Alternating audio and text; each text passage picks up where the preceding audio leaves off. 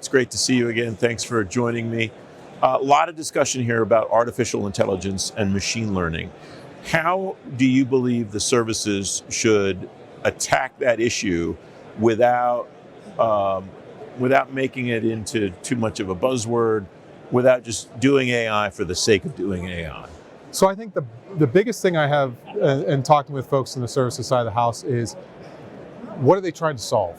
What is the purpose of it? I said AI, machine learning is a tool.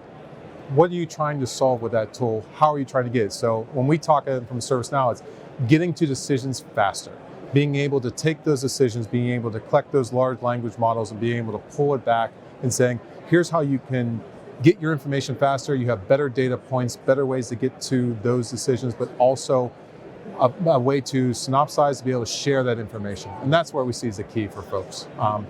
Like I said, you're going to have a ton of folks out there with a ton of data. How do you parse through it? How do you make sure that the data you're getting is able to be used across the folks, able to be used across it, and being able to have it in a consumable manner that works for folks? And that's where we're seeing the real advantage of it. I think that's the wrinkle that I'm seeing here that I haven't seen previously, which is a lot of folks have been talking for years about how data feeds AI and the importance of it to the execution of the algorithms. I think this is the first time at this conference that I'm hearing people talking about the reverse of that, in the ways that AI can shape the data and can make sure the data is diffused and dispersed in the way that it needs to be done. Am I on the right track? You're absolutely on the right track. I mean, it's the same thing we talked 10 years ago, 12 years ago, 15 years ago on cloud. Everyone had cloud as a big buzzword. What does cloud mean? And it takes a while to figure that out. Because I said, cloud means multiple different things to multiple different people. AI can mean multiple different things to multiple different people. But way you can parse that data, way you can bring it in for folks to be ingestible, usable, and be able to get out into the things to actually get outcomes that people need and require is huge. And that's the focus you're starting to see, is that shift from the general, this is a really neat concept, to how do we actually use it? And that'll be the key. What are the potential risks that people at an event like this in the sea services or other military services should be thinking about? Over-promising and under-delivering. That's the worst thing you can do with our warfighter. Like I said, you need to be able to say, this is what we can do. This is how we think it can help you. Does this work for you in the use case that you need? Because the worst thing you want is a warfighter going out there and they're out there, doing what they're doing out in theater and out into the field battle, and not knowing that what they were promised can be done can't be done. I said we have discussions with folks all the time and saying, here's where our skill set is, here's where we really sort of specialize in, here's what we're working, and we know we can deliver that thing. And then being able that you're dependable to be able to deliver that things means all the world to the warfighter.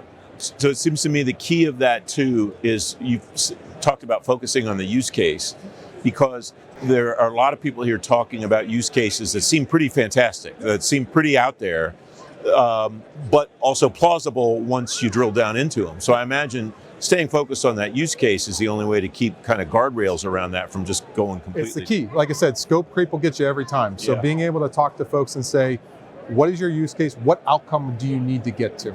If I understand the outcome, then I can go back and say, this is where I can help you on that outcome.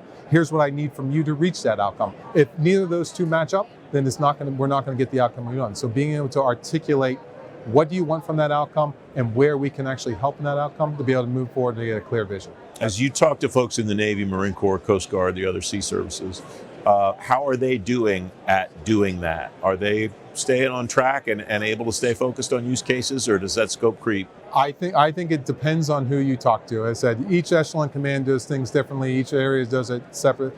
But when you really look at it, it's like the folks that have a clear vision of where they want to get to, it's no problem. The folks that are dealing in what I say more of an ambiguous space where they're trying to figure out, I'm trying to solve a really hard problem, that's more of a skunk work. That's more of an area that you've got to be able to say, okay, we need to leave a little wiggle room to be able to handle that piece of it. But it changes based on the folks. I mean, again, the key is, I said, you've got some phenomenal leaders out there, you've got some phenomenal groups, and how they sort of set the vision that they want to accomplish and what are those pillars that they want to work to, and then being aligned to those pillars. It's great to talk to you, Matt. Thanks for your time. Thank you for your time.